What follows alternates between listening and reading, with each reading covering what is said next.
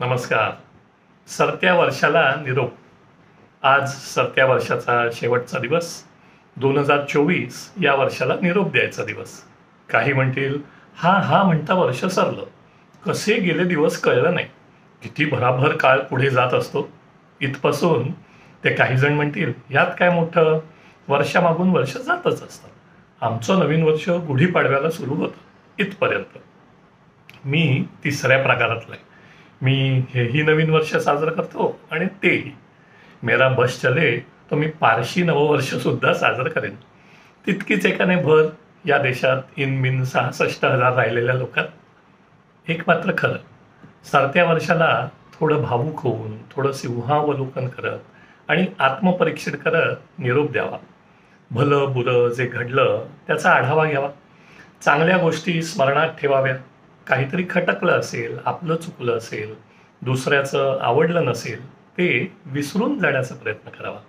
आता तंत्रज्ञानाचा खूप उपयोग होतो यासाठी. माझी आयडिया सांगतो त्यासाठीची. मी गुगल फोटो बघतो वर्षभराचे, जानेवारी ते डिसेंबर. जे जे लक्षणीय प्रसंग असतात ते फोटो शक्यतो सेव्ह करून ठेवलेले असतातच. बरं, हल्ली फोटो तर काय काय खमंग झालंय थालीपीठ, इथपासून ते कॉन्फरन्समध्ये भाषण करताना, झाडामाडात बागडताना, ते संगीताची मैफिल किंवा नाटक सिनेमा बघायला गेलं असताना. बाकी गणपती, दिवाळी, वाढदिवस हे तर आहेच. त्यामुळे हल्ली बघा, वर्तमानपत्रात सरत्या वर्षाचा आढावा येतो. अर्थातच जागतिक, देशाच्या पातळीवरचा असतो तो. आपल्या आयुष्यात घडलेल्या घटनांच्या बाबतीत बरा छान वाटतं मागे वळून बघताना. सण समारंभ, नाटक, सिनेमा, गाण्याच्या मैफिली, चिपळूण ते अमेरिका, ऑस्ट्रेलिया, देश परदेश प्रवास, सगळं बघून एका शब्दात सांगायचं तर कृतज्ञ वाटतं. भरभरून दिलं देवाने आपल्याला. काही फोटो बघताना चेहऱ्यावर नकळत हसू उमटतं. आईदादांचे फोटो डोकावतात मेमरीमध्ये. मग डोळ्यांच्या कडा ओलसर होतात. आजोबांचा उल्लेख असलेले लघुलेख वाचतो.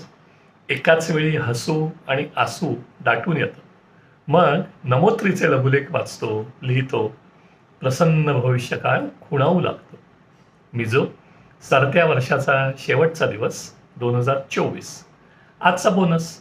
बाकी काही म्हणा, आपल्या आवडीचा माणूस जवळ नसेल तर मात्र दिवस सरत नाहीत मात्र सलत राहतात.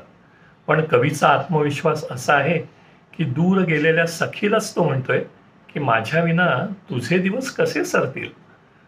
कविता आणि गाणं आहे 1999 सालचं. सबकुछ संदीप खरे. गंमत म्हणजे 25 वर्षांनी सुद्धा हे गाणं तरुणाईमुळे इंस्टाग्राममध्ये ट्रेंडिंग आहे, तेही 2024 सालात. फक्त हल्लीच्या भाषेत त्याला म्हणतात KSSMDT. मी विनंती केली माझा मित्र डॉक्टर उपेंद्र किंजवडेकर याला या गाण्यासाठी. गाण्याला हवा तसा चिरतरुण आवाज आणि ॲटिट्यूड दोन्ही त्याच्याकडे आहे. ऐका तर डॉक्टर उपेंद्रच्या आवाजात माझं आवडतं गाणं सरत्या वर्षाला निरोप देता देता. कसे सरतील असे माझ्या विन दिस तुझे. नमस्कार.